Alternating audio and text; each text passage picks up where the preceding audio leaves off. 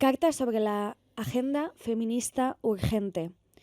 El feminismo, como una gama imprescindible del humanismo, nos impone una coyuntura imposible de evitar, la de lo urgente, la que supone mirar de frente a lo incómodo y sacar a relucir lo que hoy trasciende la vida de muchas, que no somos nosotras. Mi prioridad es que el feminismo trascienda el simbolismo y se materialice en lo importante, pero sobre todo en lo urgente. Es urgente que dejen de asesinar a mujeres, sus parejas, pero sobre todo los estados. Es urgente que si queremos que existan mujeres libres, nos encarguemos de que las niñas y mujeres no mueran bombardeadas en un genocidio retransmitido que constituye un apartheid de género y un apartheid infantil. Es urgente que el feminismo exija el cumplimiento del Estatuto de Roma, el funcionamiento de la Corte Penal Internacional y señale la disfuncionalidad democrática del Consejo de Seguridad de Naciones Unidas.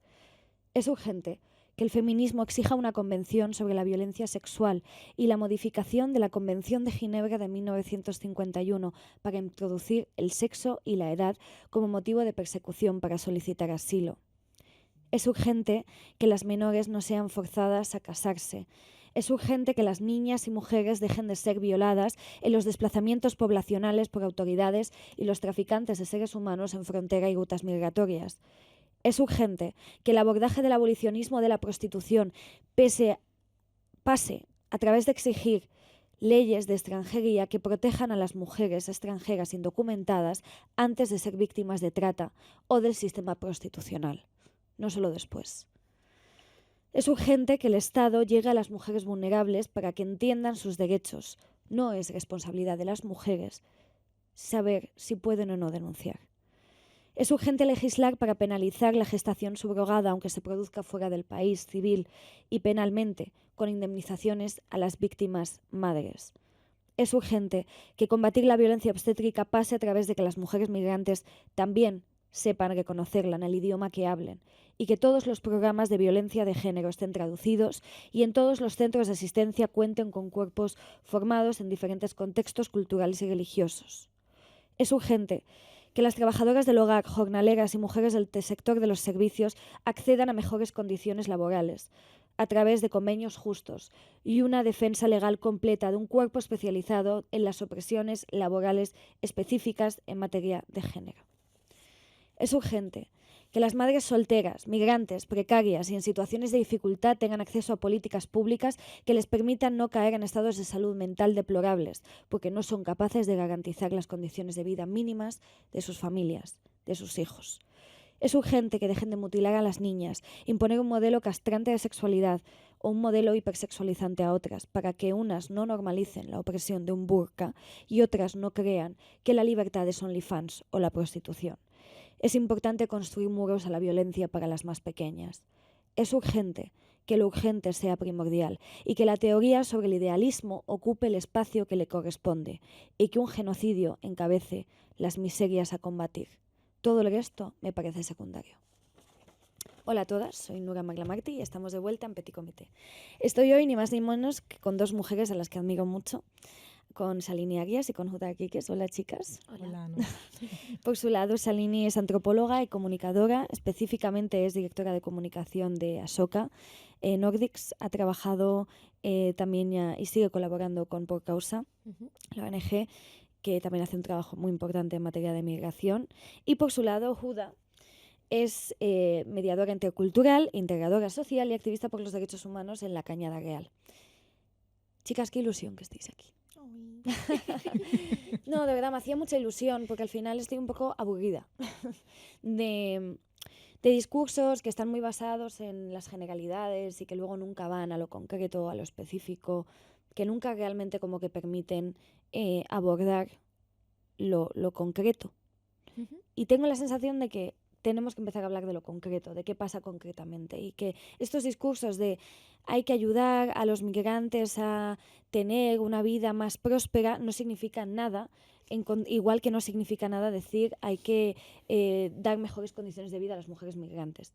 Lo que realmente ayuda y lo que realmente puede cambiar los contextos es entender qué pasa específicamente en cada contexto y cómo se pueden tomar medidas específicas en cada contexto. Me gustaría que hablásemos de cuáles son los temas que más os involucran a vosotras, de cara también a hablar de derechos humanos y de la importancia de la dignidad. Que parece que es algo que es más común de lo que realmente lo es en las políticas públicas y en la forma que tienen los estados y las sociedades de relacionarse con los más vulnerables. En tu caso, Judá, bueno, hace no mucho estuvimos en la Cañada Real, Sí. un par de compañeras y yo, con amigos, y gracias también al documental que ha salido, que se llama Aunque es de noche, y cuyo director es alguien que creo que ha comprendido muy bien la Cañada Real y la dimensión, la importancia de la Cañada Real como un lugar de los márgenes en el que suceden cosas muy bellas, pero también suceden cosas muy duras.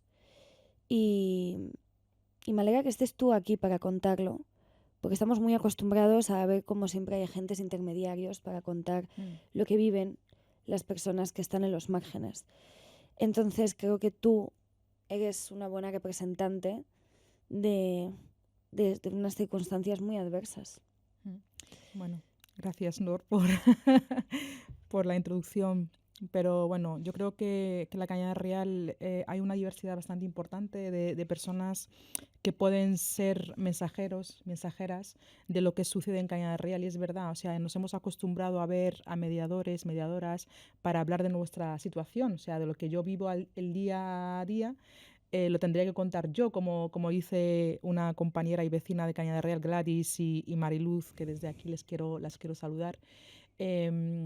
Preferimos hablar nosotras, que se nos escuche a nosotras y que seamos las que contemos la violación política institucional que sufrimos las mujeres de Cañada Real desde hace más de 3 años.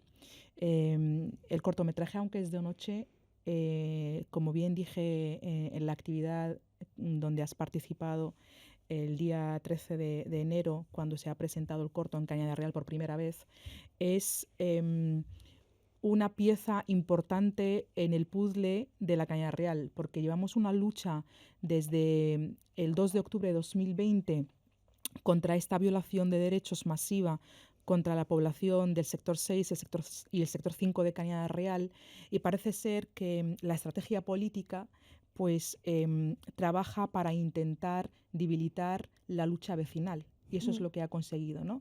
Que mucha gente ya no confíe en que la luz pueda volver en algún momento, por los diferentes mensajes que pues, lanza la Comunidad de Madrid desde las instituciones.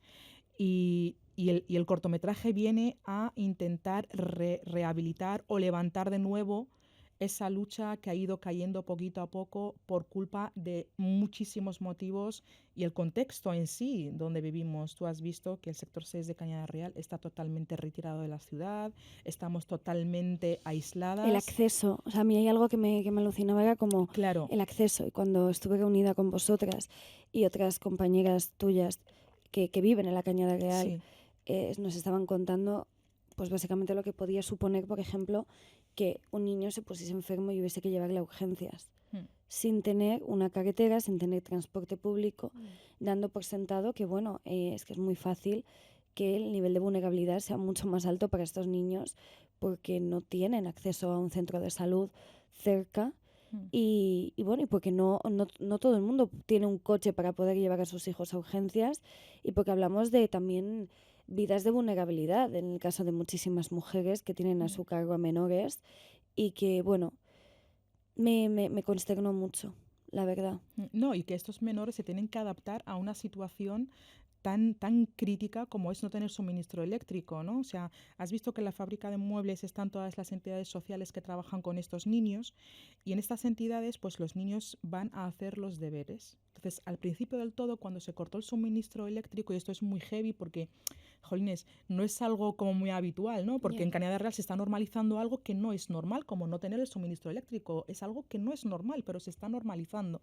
Entonces, los niños cuando salen de casa, de estar acostumbrados a estar sin luz dentro de casa, nos cuentan los educadores que trabajan con ellos, cuando están en las aulas de las entidades sociales y el educador enciende la bombilla, los niños o sea, rechazan que haya una bombilla porque se han acostumbrado a estar en oscuridad en las viviendas. Y eso es muy fuerte. O sea, psicológicamente para los menores eso es muy fuerte y eso es lo que viene a contar el estudio de SIRA, que es un estudio que se ha hecho hace nada y que se llama, si lo queréis buscar, se llama Cañada Responde.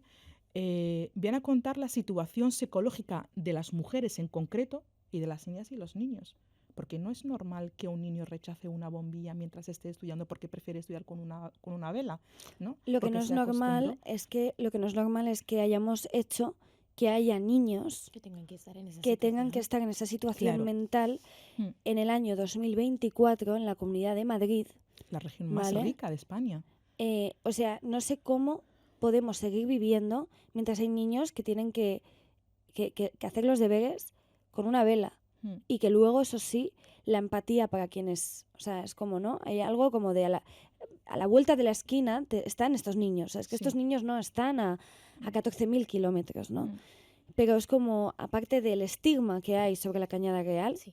que es un estigma gigante, o sea, yo no es por nada, yo iba por la Cañada Real y decía, uy, pues mira, no me está pasando nada, ¿pero por qué? Porque yo recuerdo aquel documental de 4, que no sé cómo se llama este típico programa No que... sé si era 21 días con Samantha o algún tipo de... ¿Era ese? Porque yo me acuerdo que... Bueno, Era hay uno un como montón de de documentales y todos investigación son... sobre o sea, son si... todos Vale, y es bastante- como, porque la droga, porque como la droga, porque la droga, ¿no? Y es Sí. como... Claro, y te meten en ese bucle, ¿no? Y hasta que tú no sales de ese bucle y empiezas pues a normalizar, ¿no? Pasábamos delante de la casa de los vecinos y la gente te saludaba y la gente luego fue a ver un documental que se había hecho sobre el sitio en el que vivían. Entonces, claro, tú dices, o sea, ¿cómo puede ser que el relato nos haya hecho tanto criminalizar a tanta gente que lo que está intentando es sobrevivir? Y que al final esa distancia que se ha generado entre ellos y nosotros, porque se construye la otredad, ¿no? Es que los de la cañada, Sí. ¿sabes? Hace que, claro, tú adquieras menos responsabilidad para con entender lo que está viviendo esa gente. No, y como si lo que pasa en Cañada no tiene nada que ver Con conmigo. lo que pasase contigo, Y claro. no es así, porque lo que pasa en Cañada Real es que está pasando en la Comunidad de Madrid. Y la Cañada Real está a 20 minutos del centro de Madrid. Sí, sí, Quiero no, decir, y está afectando a unos vecinos que son ciudadanos de esta región y son personas sujetas de derecho. ¿Qué quiero decir con esto? Que si esto está pasando en Cañada Real, a nada más 20 minutos, se ha cortado el suministro eléctrico a más de 4.000 personas, entre ellas estamos hablando de casi 2.000 niñas y niños. Sí, Y esto sí, pues no, que es cada una vez barbaridad. va creciendo porque van naciendo niños y tal. Entonces, si esto está pasando en un barrio que está tan cerca y no estamos haciendo nada como sociedad, pues puede pasar mañana en cualquier otro barrio de Madrid No, desde luego que puede pasar. y no pasa nada, ¿no? O sea, quiero Bueno, decir, pero sí pasará. no, pero si no me toca a mí, no pasa nada. Exacto. O sea, esa como es la está tocando cosa. la Cañada Real, pues está tocando la Cañada Real. Es muy Claro, heavy. por eso nos da igual que Lavapiés se esté llenando de alcantarillas sin arreglar, básicamente cuestas que tienen losas rotas, y da igual, porque es Lavapiés, y porque ¿quién vive en Lavapiés mayoritariamente? Pues gente con un determinado origen social y una determinada clase social que se considera que no son suficientemente merecedores de tener infraestructuras decentes. Exacto. Mientras que en el barrio de Salamanca, bueno, no es que la gente con poder adquisitivo sea sea más limpia, es que sus calles se limpian más, sus infraestructuras son más protegidas. Entonces, claro, ¿qué hacemos con esto? ¿Qué piensas, Salini? No sé, o sea, yo hoy, por ejemplo, me estoy quedándome en casa de una amiga y no sé, el calentador no iba. Y entonces me he tenido que duchar con agua fría. Y yo lo estaba pensando en plan de la que yo he liado, ¿no? He ido a la oficina y les he contado a todo el mundo, me ha tocado ducharme con agua fría. Y para mí es algo tan surrealista que me tenga que duchar con agua fría en un momento en el que es como, bueno, o sea, yo abro el grifo y el agua ya sale caliente, ¿no? Yo enciendo una luz y de repente todo tiene luz. Entonces, para mí es como, si yo monto ese pollo simplemente porque no tengo agua caliente en un momento dado, que no es que yo tenga que vivir toda mi vida sin eso, no entiendo cómo no somos capaces de empatizar con eso, porque estoy seguro que aquí todas las personas presentes en un momento dado hemos vivido una situación, o se te va la luz, mierda, estoy cocinando algo en el horno y ahora ya no puedo seguir. Entonces es como, la situación que está ocurriendo no es tan alejada de cualquier situación que hayamos podido vivir, cualquiera de nosotros o cualquiera de nosotras. Entonces, para mí, me gustaría también ver significativamente qué está ocurriendo, cuál es la comunicación que está habiendo sobre la Cañada Real. O sea, cuál es el papel de los medios de comunicación, porque muchas veces es como, sí, genial, lo estás cubriendo, pero ¿de qué manera lo estás cubriendo? O sea, sigues repitiendo los mismos estereotipos, o sea, me vas a poner la foto de dos yonkis en plan para representar la Cañada Real, porque eso lo único que hace es que yo en mi cabeza, que a lo mejor no estoy tan acostumbrada a leer sobre la Cañada Real, lo único que diga es, ah, coño, sí, es verdad, es que esta gente es lo que a mí me habían contado. Y entonces ya directamente pasamos a esa otredad, ¿no? A esa alteridad que nos genera el, bueno, como es el otro, y además estoy justificando que hay ciertos factores por los que esta gente se merece mucho menos y el periódico de turno está apoyando esa idea y la refuerza constantemente con un montón de símbolos, a mí eso es lo que me alucina, ¿no? Que es como, no es que no estemos poniendo foco, que debería de tener muchísimo más foco, sino de qué manera estamos poniendo el foco y cuál es nuestra responsabilidad como actores de la sociedad que queremos tener sobre el tema. Y aparte, yo creo que esto es muy, muy importante también a tener en cuenta, ¿no? Y me estoy encontrando un poco con este problema estas últimas semanas. Y es que a ti te puede no gustar un barrio. Sí, sí, desde A ti te luego. puede no gustar la gente que constituye ese barrio. Ahora, que toda la gente que forma parte de ese barrio tiene derechos y tiene una dignidad que merece ser respetada, eso es algo que está por encima de tu opinión sobre el barrio. ¿Entiendes? Es como que haya 5 yonkis en una acera no te convierte a ti en la voz de la verdad para dictaminar si un barrio o sea, ¿qué es un buen barrio y qué es un mal barrio? O sea, Sí, desde me luego. encanta esta criminalización que hay de, no, porque los barrios en los que hay drogas. Bueno, los barrios en los que hay drogas hay muchas otras cosas que no queréis ver. Lo que hay es una falta de oportunidades, lo que hay es un sesgo racial de narices, porque esto es una cosa que pasa. Lo que hay es precariedad y disfuncionalidad que nunca el Estado ha querido atajar y que ha dado lugar a que haya menores vulnerables. Bueno, y que luego también deberíamos de hacer un análisis de qué tipo de drogas, ¿no? Porque lo mismo nos podemos ir a barrios de Madrid, en este caso, ¿no? Con un poder adquisitivo bastante alto y, hola, ¿qué tal? O sea, me refiero, las drogas están ahí. Que las o sea, gallas de es que cocaína del barrio Salamanca no son lo mismo que los porros de Carabanchel. Es que es exacto, así, o entonces, sea, me ese es el refiero que hasta medidor. para consumir droga hay clases sociales y en este caso, no, pero es verdad, o sea, entonces Sí. hay ciertas drogas que están criminalizadas y otras que, bueno, pues oye, No, y además no la pasa Cañada nada. Real es un barrio de 16 kilómetros y solamente 1 kilómetro de los 16 kilómetros es donde se vende la droga. Entonces se criminaliza a todo el barrio desde el sector 1 hasta el sector 6 por ese kilómetro de venta de droga. Y para el colmo, o sea, los sectores 5 y 6 de Cañada Real no tienen suministro eléctrico, pero justo esa parte de venta de droga sí que tienen luz. Sí, pero yo ¿Por estoy qué segura será? que cualquier campus universitario donde en un momento dado hay alguna fiesta y hay un señor o una señora vendiendo droga, nadie criminalizaría, perdón, el campus entero, ¿no? Diría, No. oh, no, es que la Universidad X de Madrid o de Sí. donde sea Pero es la excusa. es un sitio donde Es se la vende excusa, droga. y es la excusa barata, y es la falta de implicación y de responsabilidad social que no se quiere tener, porque en caso de tenerla, lo que tendríamos es que estar primero manifestándonos todas las semanas. O sea, a mí me parece una barbaridad que no haya una manifestación mínima en favor de, oye, o sea, hay que encontrar una solución ya.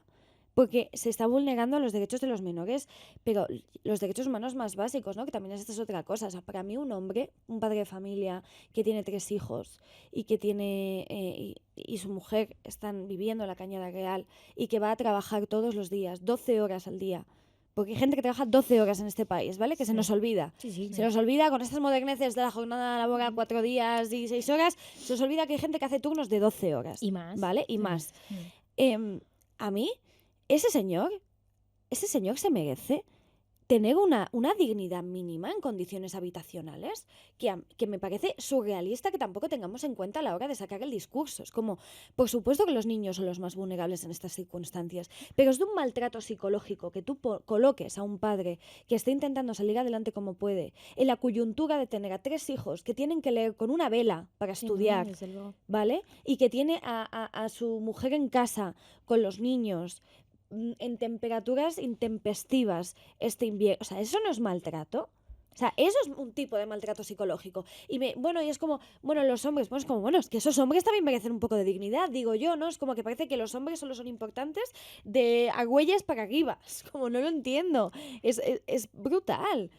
O sea, todas las personas tienen importancia y tienen derecho a tener una vida digna en Cañada Real. O sea, niños, niñas, mujeres, hombres, ancianos. Estamos hablando también de que hay un número grandísimo de personas con discapacidad y con problemas crónicas y sobre todo problemas de respiración que necesitan estar al menos 18 horas conectados a la red eléctrica. Y desde que se ha cortado el suministro eléctrico, estas personas no pueden estar conectadas a la red eléctrica. Y además, o sea, lo más importante de todo esto para entender por qué está pasando lo que está pasando en Cañada Real es porque el sector 6 de la Cañada Real es un sector donde habitan mayoritariamente población migrante y población gitana.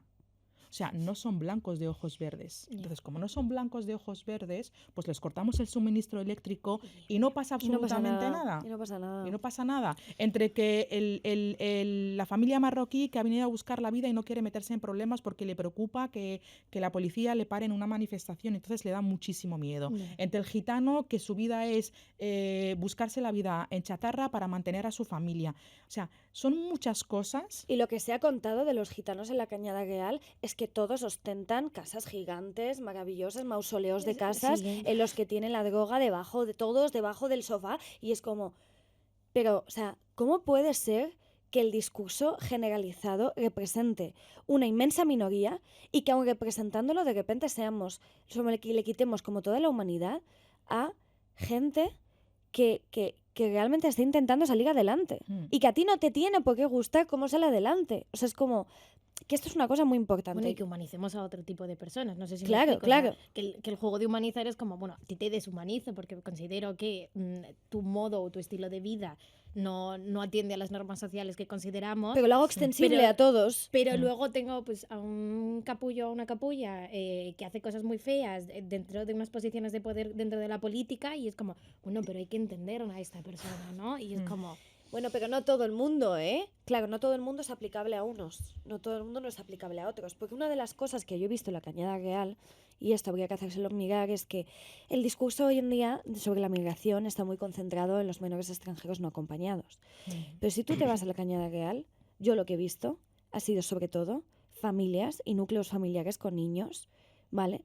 Que de esos no se habla porque, hombre, es más difícil decirle a una mujer... que ves embarazada, que está intentando salir adelante con su marido y con sus 2 hijos como puede, que ha venido a hacerte cosas como los menores extranjeros no acompañados, ¿no? O sea, es como, de repente, el estereotipo cae por su propio peso. Sí, o sea, desde luego, y, o sea, me refiero, es que ni siquiera, o sea, cuando hablamos de menores extranjeros no acompañados, no es ni la realidad de lo que acumula, ¿no? Nuestra sociedad en este caso en España, pero es que también si nos fijamos, o sea, las nacionalidades de las que hablamos, ¿no? Porque normalmente solemos acompañar una nacionalidad junto con este término para deshumanizar aún más, ¿no? Es como ponemos todo conjuntamente y es como, es que ni siquiera las nacionalidades que estás nombrando son las mayoritarias en España, ¿no? Cuando miramos un registro de cuáles son las nacionalidades, los porcentajes que tenemos de población migrante, que es como, es que hasta ahí se te cae el argumento, entonces es como, ¿qué estamos haciendo? O sea, ¿por qué estamos poniendo el foco en un porcentaje de la población que es ínfimo y estamos construyendo un monstruo? Porque en realidad hemos construido un monstruo sobre la migración y es como, joder, dejemos de asustar a la gente. O sea, me refiero, yo lo pienso, si yo tuviese, o sea, un cargo dentro de la política o de cualquier otra institución, yo no se supone que estoy ahí para proteger a la sociedad. O sea, ¿por qué todo mi afán es generar miedo? No sé, o sea... Sobre todo porque el generar miedo, a lo mejor no se lo generas a una persona de 40 años que ha tenido acceso a ver mundo, que tal y cual, ¿no? Se lo estás generando a una señora de 70 años cuya pensión es una barbaridad absurda, que vive ya en situaciones bastante difíciles porque luego, pues, yo qué sé, ha sufrido un abandono familiar, ¿sabes? Y sus hijos no van a verla y entonces ella vive en un barrio y cada vez más está lleno de gente migrante y bueno, pues empieza a sentir como una especie de aislamiento X. Entonces, yo entiendo que a esa persona, si tú estás todo el rato bombardeándola con mensajes de es que estos que vienen son realmente personas que te van a hacer daño, que están en contra de tus derechos, que quieren violentarte, es muy normal que una persona, por ejemplo, de esa edad, sienta que debe protegerse del otro o que debe protegerse de los Bueno, otros. yo no sé, pero yo creo que ese mensaje cala también en los jóvenes. Sí, ¿eh? eso te iba a decir. O sea, cala muchísimo en Pero los por los jóvenes. A mí me jóvenes- sorprende un montón, pero- porque yo siempre desde pequeña, que yo he crecido aquí en España, yo desde pequeña yo tenía claro que los racistas son Era las gente personas mayor. mayores. Ya, pero es Pero que de repente ese discurso ha cambiado, pero ¿no? yo creo que ha cambiado por Vox. Claro, Yo creo pero que Vox por eso es mismo. como la gran base Claro. de cómo podemos convencer a las nuevas generaciones. Claro. ¿Qué piensas? No estoy tan de acuerdo, o sea, me refiero como, o sea, a mí me adoptaron y entonces, digamos que en un momento dado, pues sacan al bebé, lo ponen en un momento dado en un sitio de España, que en este caso es Valdepeñas, y bueno, pues mi fenotipo no encajaba, o sea, me refiero, yo digo que soy una niña coco, mentalmente soy pues, más eurocéntrica con intentos de deconstrucción, pero por fuera soy fenotípicamente hablando india y es como, no encajo. Entonces, los niños son racistas desde pequeños. O sea, vivimos en una sociedad que nos acultura para ello, de maneras mucho más heavy conforme vas creciendo, porque te vas dando cuenta que hay unas trabas pues, más institucionales, más sistémicas y más enraizadas, pero me refiero cuando tienes que elegir en el colegio con quién quieres jugar, ahí ya empiezas a notar cierta discriminación. Mucho. Y eso también viene, ¿no? Bueno, pues de lo que escuchas en casa, Los padres. de los padres Sí. que Claro. tienes y del núcleo familiar, Mm. de tus amigos, es decir, o sea, al final todos intentamos encontrar a esas personas que se parecen más a nosotros, Claro. ya sea a través de ideas o, pues, yo qué sé, la manera que tienes de vestir, o sea, sales ahí a la calle y ves en plan las tribus sociales, ¿no? O sea, todos intentamos estar de manera pareja con nuestro grupo Claro, y- para sentirnos en nuestra zona de confort. Claro. Porque no nos están educando a que, bueno, es que tu zona de confort no tiene nada que ver con el color de la piel o no tiene nada que ver con la nacionalidad. Yo ahora mismo vivo en Alemania y es como, pues sé lo que es sentirte fuera del tiesto. Mm. O sea, y No, es y como... mis hijas, yo tengo 2 niñas adolescentes y mis hijas han nacido aquí. Y mi hija de 13 años no se considera española. Por más que haya nacido aquí, por más que tenga una nacionalidad española, pero mi hija se considera marroquí constantemente. En el colegio y en el instituto su lucha es siempre, es que yo soy marroquí. ¿Y por qué? O sea, tanto por el contexto donde ella está, que es el colegio, en este caso, y las niñas y los niños siempre la rechazan por X. Ujú. De hecho, ha llegado una niña a decirle, lo siento, Hanna, no te voy a invitar a mi cumpleaños porque mamá dice que personas marroquíes no entran a nuestra casa.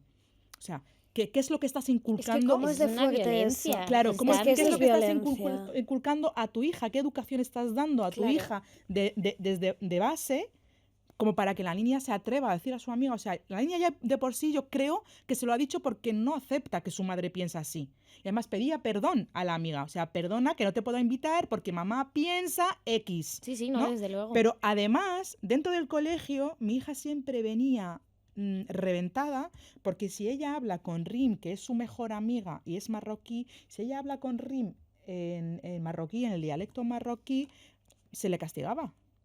Ya. Porque no puede hablar marroquí. Pero porque España es un país racista. O sea, Es ya muy está, no pasa racista, nada. Pero claro, y no nos damos cuenta y no se quiere No, reconocer. pero no se quiere es reconocer muy porque hay una cosa racista. como de... Bueno, primero, para empezar, España está empezando ahora mismo a tratar el tema de la migración desde una perspectiva de la que yo tengo la sensación de que España es muy novata en la cuestión de el mestizaje, la migración, bajo mi humilde punto de vista, Sí. al menos con poblaciones como, por ejemplo, la marroquí, ¿no? Otra cosa ya es como de repente se quiere vender el discurso de otros países latinoamericanos, por ejemplo, que luego entramos en otro problema, ¿no? Porque es como, con los países latinoamericanos no tenemos ningún problema, porque como el 86% de las mujeres en situación de prostitución son mujeres que provienen de países latinoamericanos que están en situación irregular y que encima están desprotegidas, nos parece bien, ¿eh? Tenemos un mercado ahí bien cerrado, nos parece estupendo. Nos molesta a las mujeres que llevan velo porque, entre otras cosas, no podemos verlas, entonces no podemos cosificarlas, entonces esto también nos genera conflicto y yo soy muy crítica con el velo, pero, o sea, hay una cosa también del discurso que se genera que yo me pregunto, o sea, ¿cuál es la forma de atajarlo? Porque yo no tengo ni idea. Y cada vez que hablo con alguna gente es cliché tras cliché tras cliché.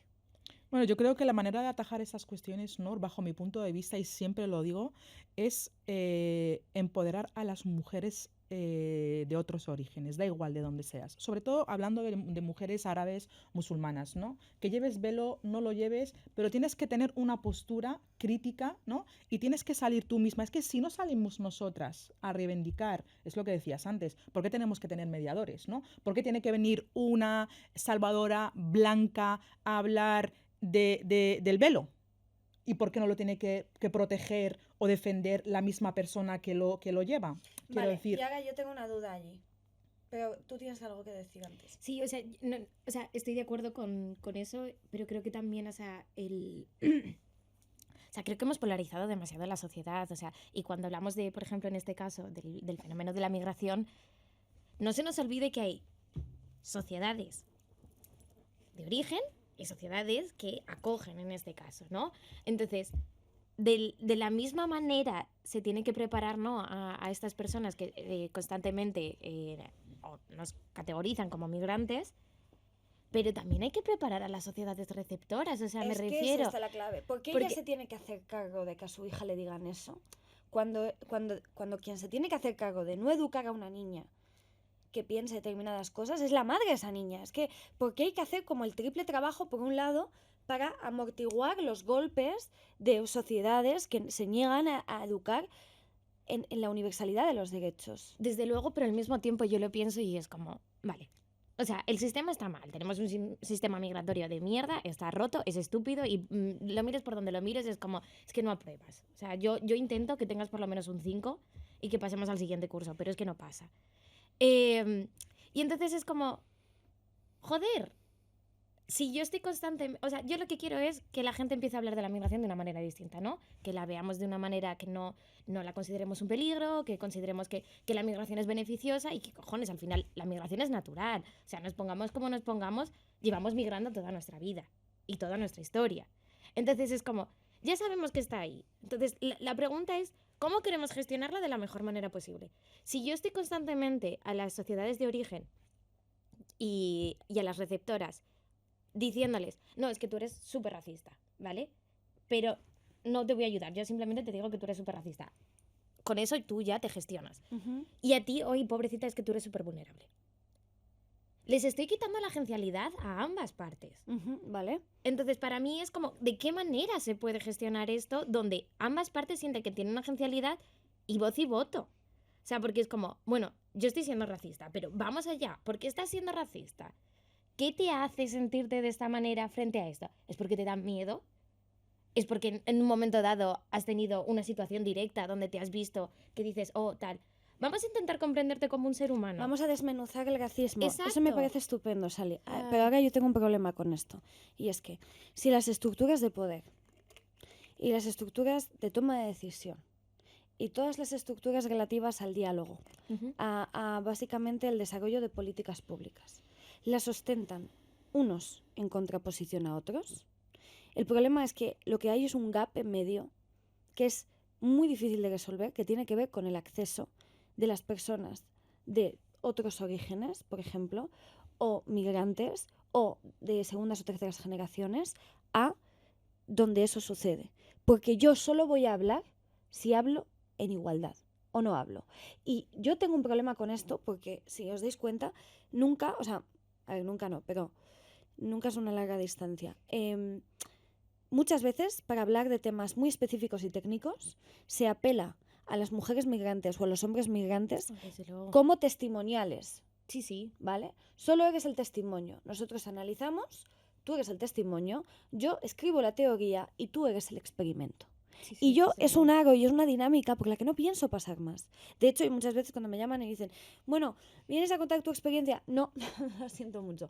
Te puedo hablar de teoría, te puedo hablar de mecanismos, te puedo hablar de políticas públicas, pero no te voy a hablar de mí, ni te voy a hablar de mi vida, porque no tengo que prostituir mi dolor para que entonces tus teorías estén afianzadas. Claro. Incluso para lo bueno, incluso si tu teoría es buenísima y lo que quieres, tal, me da igual. O sea, porque mi vida es igual de importante que la tuya. Y tú no vas a los sitios a contar tus experiencias traumáticas o X tal. Entonces yo no tengo por qué hacerlo para que tú valides tu discurso.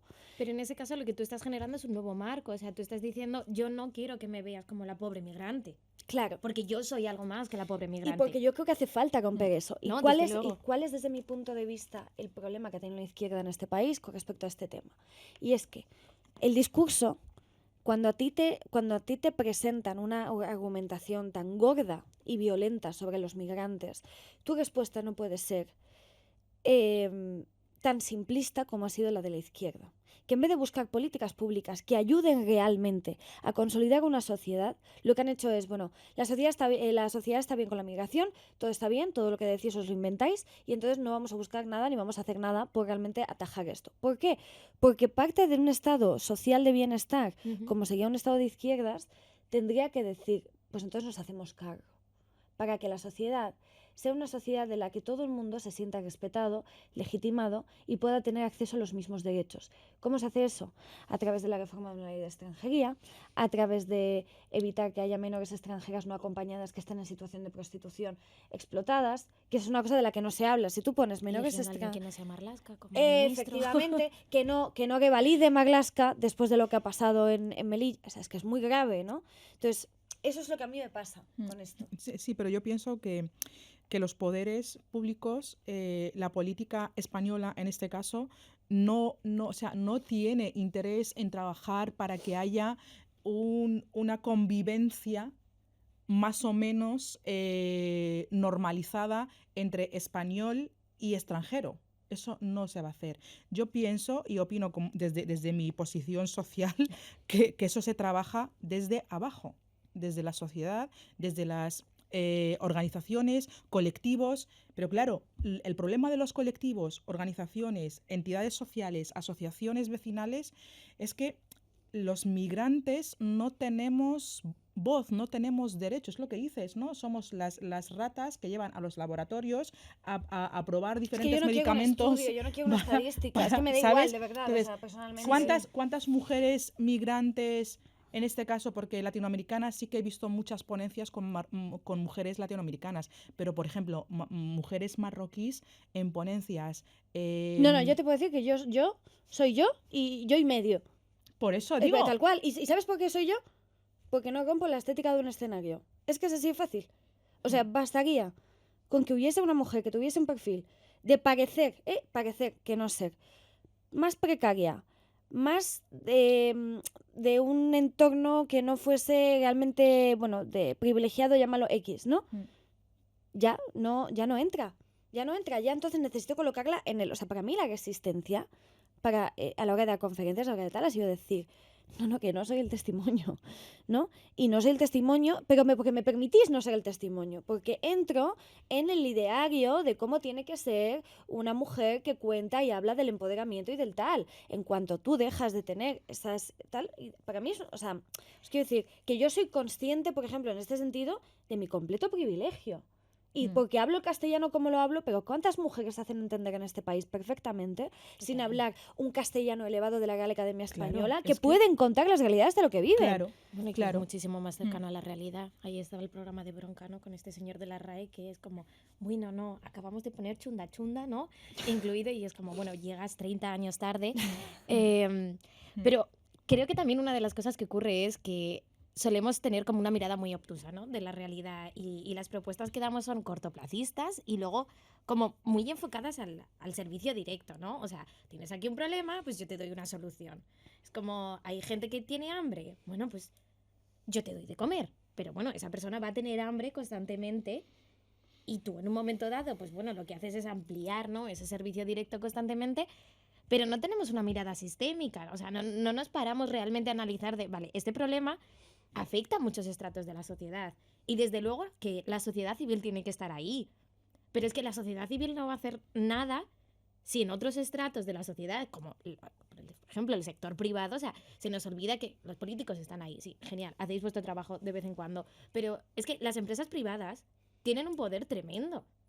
O sea, me refiero, podemos hablar de Globo, podemos hablar de Uber, podemos hablar de un montón de empresas que tienen contratado a un tipo de perfil de persona migrante que podrían hacer un cambio tremendo. O sea, me hubiese encantado ver a Uber, a Globo y a todas estas compañías saliendo a la calle a pedir una regularización y apoyándolo. No por nada, sino porque ellos mismos se hubiesen beneficiado de esa regularización. Entonces, el cambio no únicamente viene de que la sociedad civil se vaya ahí, a la calle, a protestar, que debemos de hacerlo, sino que también nos unamos con otros tipos de agentes, ¿no?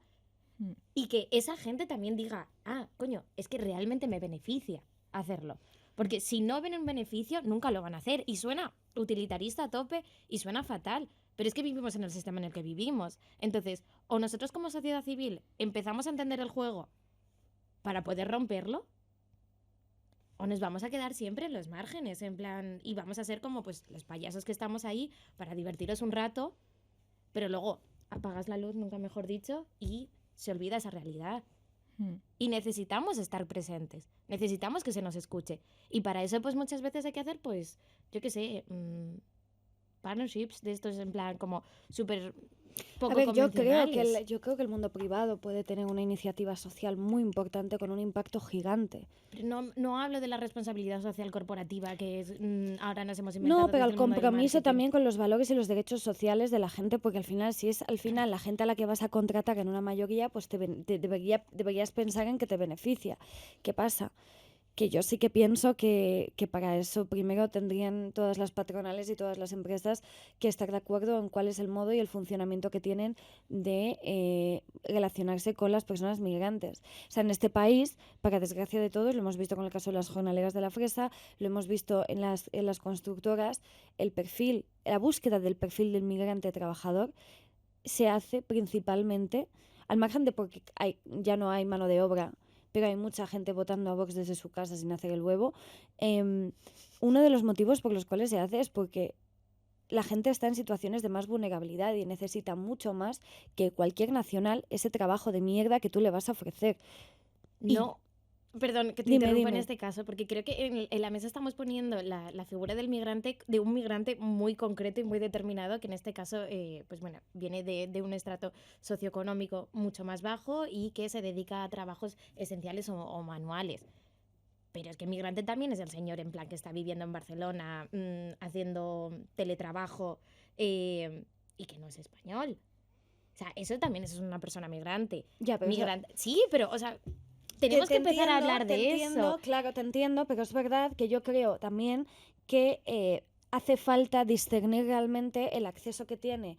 Es como si de repente estuviésemos comparando mi vida como mujer marroquí, o sea, porque acabo No, de sí, sí, vivirlo, desde ¿no? luego. Es como, de repente cuando yo veo la diferencia entre yo, como marroquí en España, mi acceso al mercado laboral como marroquí, que tiene nombres y apellidos árabes, en contraposición a Michael, Steve, no sé qué, ¿vale? Pues eso que es muy distinto, ¿no? Entonces, entiendo lo que dices de, hombre, hay que construir realmente el relato a lo grande, ¿no? Hombre, porque migran ellos también y es importante tener en cuenta, pero a ellos no se los considera.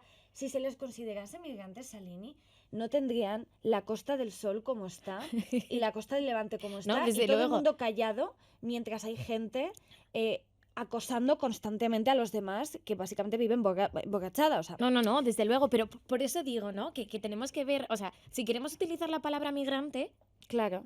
tenemos que empezarla a utilizar en todos los contextos para que la gente se entere que, no, esto no es un expat. O sea, no vamos a cambiar la palabrita para que suene mejor, no, es un migrante. Este te gusta, pero el otro migrante no te gusta tanto, Sí. ¿no? Entonces, si queremos realmente utilizar las categorías porque nos sentimos más cómodos, porque nos ayuda a entender la realidad, genial, hagámoslo.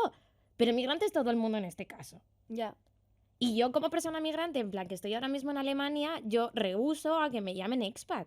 Porque es como, no, o sea, yo entiendo que pertenezco al espacio Schengen y que tengo un privilegio frente a otras personas que necesitan una visa.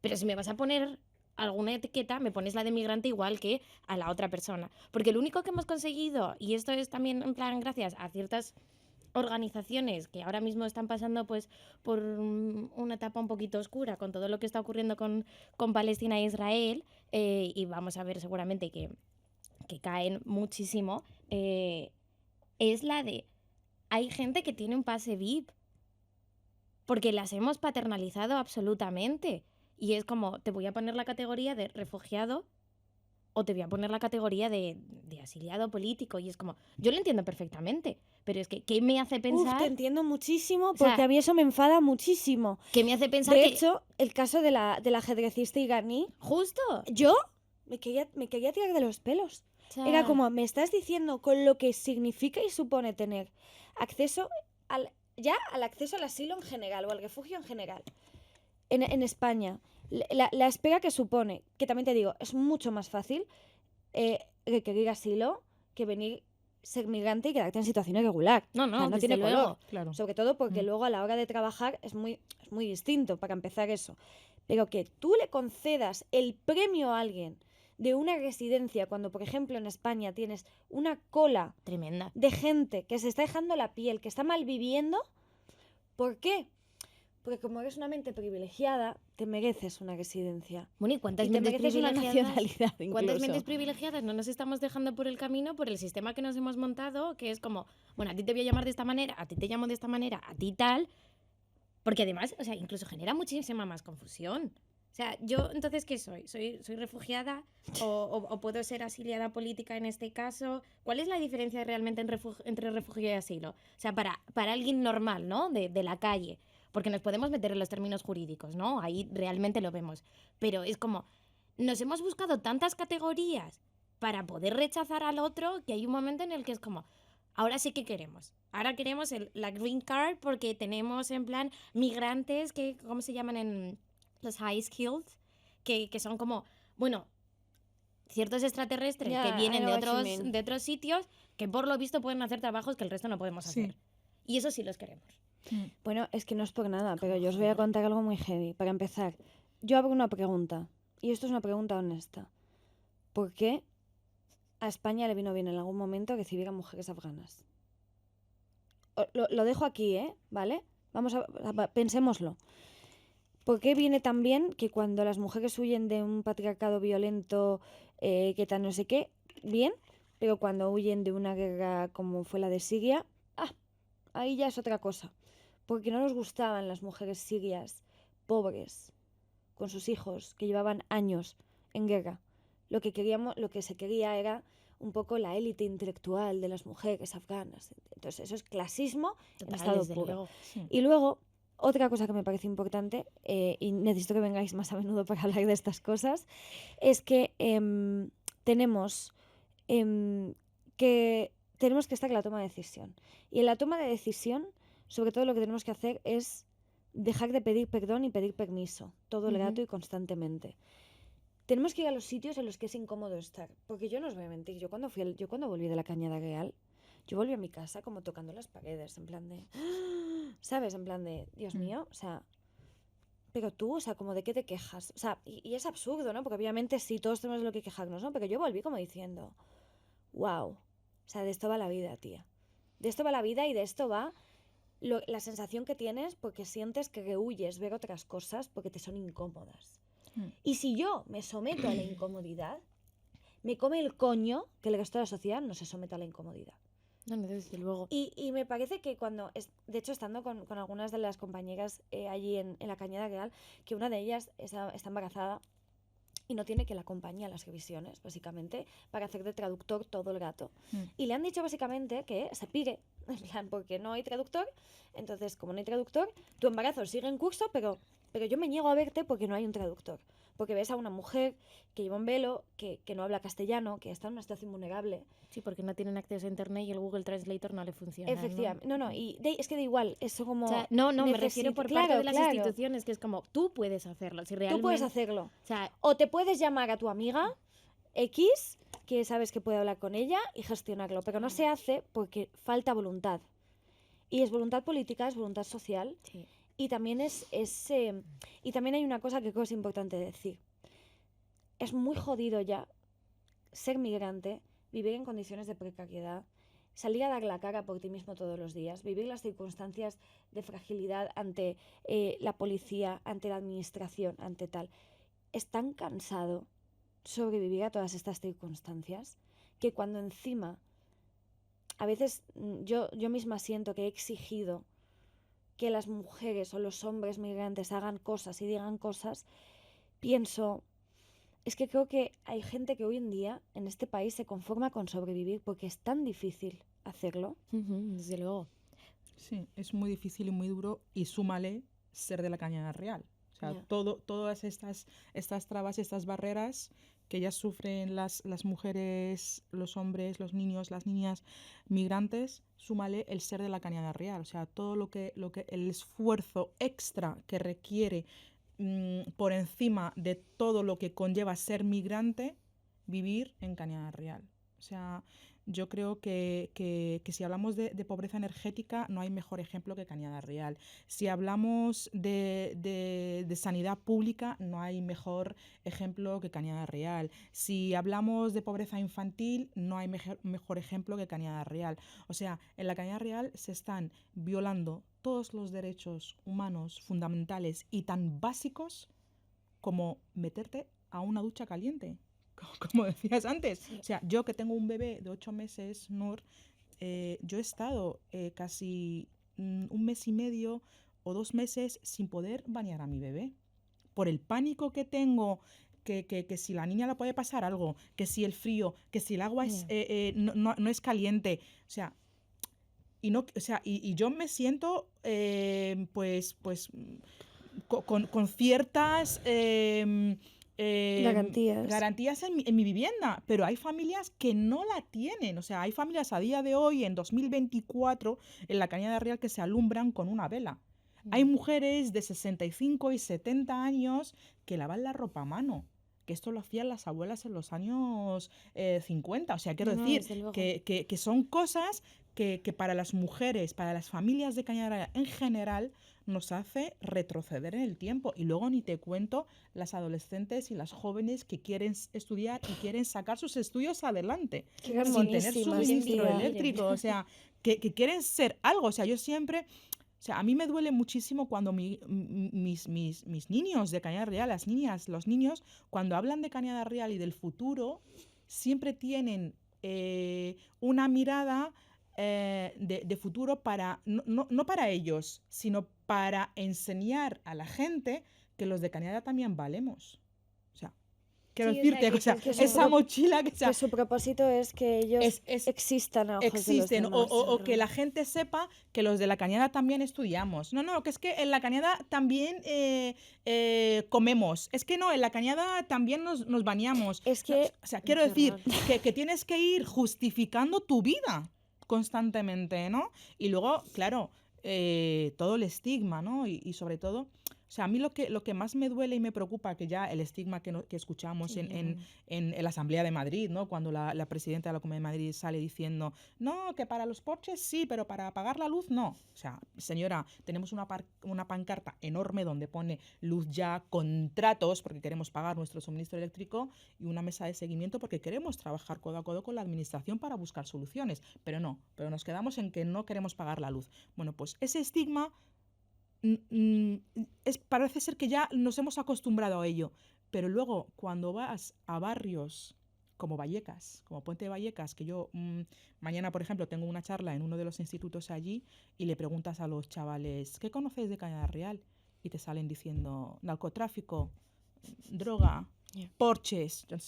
Y dices, joder, o sea, ¿cómo puede calar tanto? de México DF, o sea, ¿cómo puede calar tanto el mensaje de la administración o de los políticos que en la Cañada Real solo existen personas de esta categoría X? Vale, y preguntas, ¿y en Vallecas existe? Y se miran entre ellos y dicen, pues lo mismo. Pues hijo mío, eso es lo que trabajan desde las administraciones, desde las políticas, ¿no? Que los barrios más empobrecidos, estigmatizarlos, matarles, silenciarles y punto. Y eso es lo que se está calando constantemente. Es que es una muerte lenta, la muerte simbólica. Totalmente. A mí cuando me contaron, tía, que para darle el pecho a los bebés, claro, hay que meterse debajo del... O sea, hay que meterlos debajo de la manta. Sí. Claro. O sea, es como... Y bueno, y hay quien cree que el debate es Nebulosa y la canción que va a Eurovisión, ¿sabes? Es que es una cosa, en vez de que el debate sea cómo tejemos redes para ayudar a todas estas mujeres y dar dignidad a todos estos niños. Bueno, chicas, yo es que estaría aquí 5.000 horas más y quiero hacer más capítulos con vosotras porque creo que hemos tocado cosas muy importantes que tenemos que llevar a término. Pero qué valioso vuestro testimonio, qué importante. ¿Tú cómo nos haces pensar? Porque a mí me haces pensar un montón. Y tú porque tienes mucha verdad, Uta. Y bueno, tía, eres un sueño para poder contar un poco el dolor, tía. Y creo que es muy difícil contar el dolor como tú lo cuentas. Y estoy muy orgullosa porque al final del día creo que si la vida me lleva a mujeres como vosotras es que algo estoy haciendo medio bien. ¿Puedo decir la última Claro. cosa? Y es gracias por hacerme sentir incómoda. O sea, me refiero con... Y suena, o sea, suena mal decirlo, pero agradezco, ¿no? O sea, me refiero, agradezco que el relato me haga sentir incómoda porque es lo que me permite llegar a casa y decir, joder. O sea, porque necesito que alguien me haga pensar, joder. Porque si me lo cuentas de una manera súper dulcificada, romántica y demás, pues voy a pensar, joder, pobrecita. Pero bueno, tengo una vida, ¿no? que seguir. Entonces agradezco mucho que el testimonio, aparte de que es una puta mierda lo que te está ocurriendo, pero que sepas y seas capaz de transmitirlo para que yo me sienta incómoda. Porque eso es lo que necesitamos, ¿no? Que la sociedad se sienta incómoda. Tú y yo somos expertas en hacernos sentirnos incómodas. Todo el ¿Te das rato. cuenta, no? Todo el rato. No, Sí. llega María y me dice, yo me levanto, hago yoga a las 5 de la mañana hasta las 6 de la mañana para proteger mi aura. Pues no protejas tanto tu aura, María. Esto es todo por el capítulo de hoy de Petit Comité. Esperemos que os haya gustado. Nos vemos muy pronto y esperemos muy pronto también con estas mujeres. Muchas gracias, chicas. Gracias, chicas. Gracias. Ha sido un placer estar aquí. Ay, Muchísimas gracias. muchas gracias. Gracias, tía. gracias. Muchas gracias.